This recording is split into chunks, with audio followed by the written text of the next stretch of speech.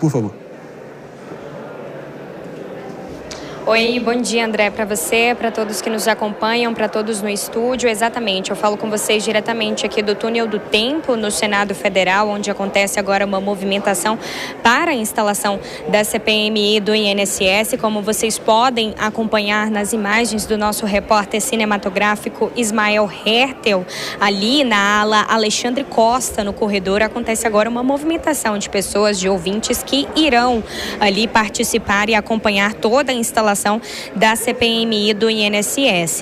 Já passaram senadores, deputados federais por aqui também, todos adiantando seus compromissos em outras comissões agora, para poder voltar para a audiência aqui na CPMI do Senado para poder acompanhar essa instalação. Existe um perímetro ali também para reportagem, para a imprensa. A gente só pode ficar restrito aqui ao Túnel do Tempo para eventuais entrevistas ou até quebra-queixos ali após a instalação da CPMI. Então a gente segue por aqui acompanhando toda essa movimentação, uma comissão que será composta por 15 deputados federais e 15 senadores titulares. Esse mesmo número ele vale para os suplentes também, os parlamentares suplentes dessa composição. A minoria terá espaço também, mas nas vagas rotativas ali entre os partidos políticos menores. A presidência dessa CPMI fica a cargo do senador Omar Aziz, do PSD do Amazonas, ele que já conduziu outras comissões, incluindo a da Covid-19, já teve participação, então exige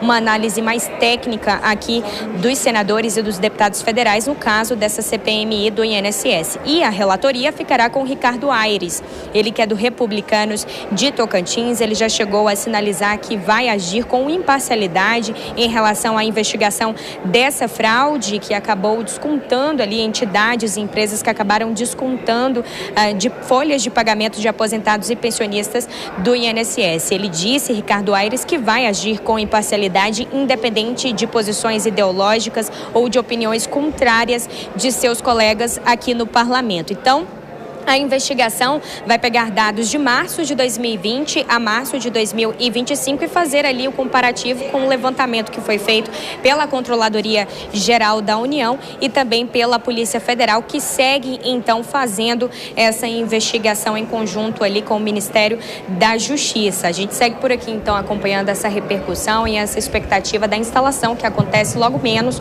a partir das 11 horas da manhã aqui no Senado Federal. Qualquer movimentação, a gente volta aqui no Morning Show, tá bom? Tá ótimo. Estaremos bem representados. Aline Beckett sempre precisa. Obrigado pela presença. Bom trabalho por aí. E vai dar trabalho nos próximos dias, isso sem dúvida alguma. Jess Peixoto, você que tem sempre aí as apurações aí dos meandros aí, dos bastidores de Brasília, o que está realmente pererecando nesse momento, o que está repercutindo nesse momento? Traz aqui pra gente. André, então, começou em favor do governo, assim, o governo está mais satisfeito com o início da CPMI e a forma como ela configurou, principalmente pelo presidente e pelo relator, do que a oposição. A oposição, com algumas pessoas que eu tenho conversado, eles estão tanto quanto, às vezes, tristes pela ausência de determinados parlamentares. Se a gente for lembrar, tinha muita expectativa na indicação ali de Nicolas Ferreira, do PL de Minas Gerais, para a CPMI. Isso não aconteceu. E até na lista de suplentes ainda há ali algumas vacâncias, poderia ser colocado. E os nomes talvez mais retóricos, mais fortes em relação à oposição em alguns partidos, como é o caso do PL, não estão, de fato, na CPMI como titulares. Isso gera uma certa estranheza. E um outro ponto que a gente precisa entender é o nível de atenção que essa CPMI vai ter pela condução, mas também pelos assuntos, né? Que são assuntos que têm uma força muito grande. Afinal de contas, roubaram nossos idosos, as pessoas com deficiência, roubaram as pensões. E aí isso acaba chamando bastante atenção. Então existe esse sentimento de atenção, mas eu não sei como que ele vai ser capitalizado. E eu queria reforçar a presença, até em um bloco que não é do Novo, da deputada Adriana Ventura. Por quê? Porque ela domina muito essa pauta da saúde, ela é muito aguerrida, muito competente, é a minha grande aposta para dar um show ali com dados, mas também buscando essa investigação. Mas, de fato, vamos ver se vai acabar em pizza ou vai acabar, no mínimo, com o Brasil descobrindo alguns culpados e algumas coisas que estão escondidas. E não com fotos com a influenciadora Virgínia depois de uma rodada dentro de uma CPI. Exatamente. Agora, será que vai virar, sei lá, um bunker de blindagem ali para o governo também? Será que eles vão se apoderar da narrativa, porque acho que já está precificado, já é de se esperar, né, Mano Ferreira, que vai ficar de um lado ou do outro aquela dedos sendo apontados para ver com quem de fato merece recair a culpa pelo maior esquema de pilhagem previdenciária, esse crime, esse escândalo sem precedente que a gente repercutiu muito e vai continuar repercutindo, exatamente de quando começou essa loucura toda. Foi no governo Temer, foi no governo Bolsonaro, o momento mais agudo foi no governo Lula, que foi quando foi deflagrado e exposto ao grande público. Enfim, isso aí eu acho que vai acontecer. E você? Exato, Marinho. E por isso a gente precisa, como sociedade, ir amadurecendo na forma como a gente acompanha esses cenários. Porque mais do que a performance teatral, do que os adjetivos, as qualificações do adversário, a gente precisa analisar a substância. E tem respostas muito importantes que o Brasil precisa a respeito desse escândalo. Qual foi o destino desse dinheiro? Onde foi parar o dinheiro roubado dos aposentados? A gente precisa responder isso de forma substantiva. Qual é o caminho? Qual foi a conta bancária? De quem passou para quem? Foi usado para aproveitar, para ajudar de forma ilegal e criminosa alguma campanha eleitoral? Foi usado? Se foi, isso também é crime eleitoral, também é um ataque contra a integridade da nossa democracia e das eleições. Então, tudo isso precisa ser apurado, Marinho, com muito rigor. Agora, eu queria destacar também que está entrando na pauta do Senado hoje, ao que tudo indica, a PEC 66, que, traduzindo, é mais uma PEC do calote.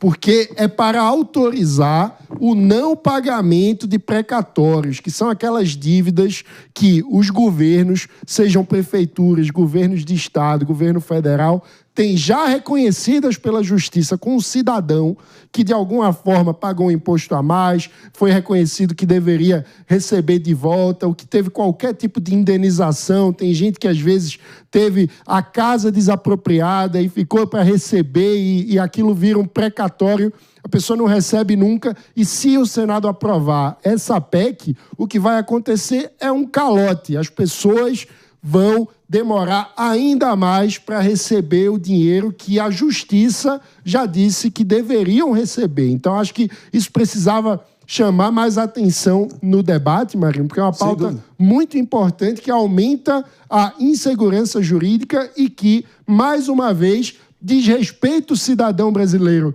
pagador de imposto para favorecer os governantes. O que nasce já desacreditado ou desmoralizado realmente é a matéria-prima frágil para realmente promover uma investigação rigorosa e a punição exemplar que todo mundo merece e precisa ver, e não para ficar um show de festival de blindagem dos planos dos políticos e dos sindicatos, de alguma forma, envolvidos nessa maracutaia toda. Então é importante a gente ter isso em mente, senão vai virar realmente os vencedores, ou quem está controlando ali a dinâmica, vai acabar prevalecendo aí e contando a história que eles querem, né? E eu torço e rezo, sinceramente, para que isso não seja o caso. Doutora Priscila Silveira, um comentário? Sim, a gente espera. E o que me chama a atenção, Marinho, foi aqui colocado pela Jess, que o governo ficou contente, aliás, trouxe ali uma expectativa maior do que a da oposição. Me chama a atenção porque já há investigação e até hoje nada se fala, né? Daquelas pessoas que foram ali, bodes expiatórios que foram presas, no mais nada se avançou, pelo menos a gente não sabe. E a CPMI, que é uma comissão mista ali de inquérito, ela tem poderes de investigação tal como o delegado de polícia. Então eles podem fazer pedidos do Ministério Público, fazer pedidos de diligências, instauração, pedidos ali de colocações de interceptações, enfim, todos os pedidos para investigar, mas eles não podem julgar, né? Eles não têm atos ali instrutórios. E o que a gente percebe? Por mais que tenha uma boa, né? Eles têm uma boa conduta de instalar essa CPMI, eu fico pensando se de repente não é para lacrar, sabe?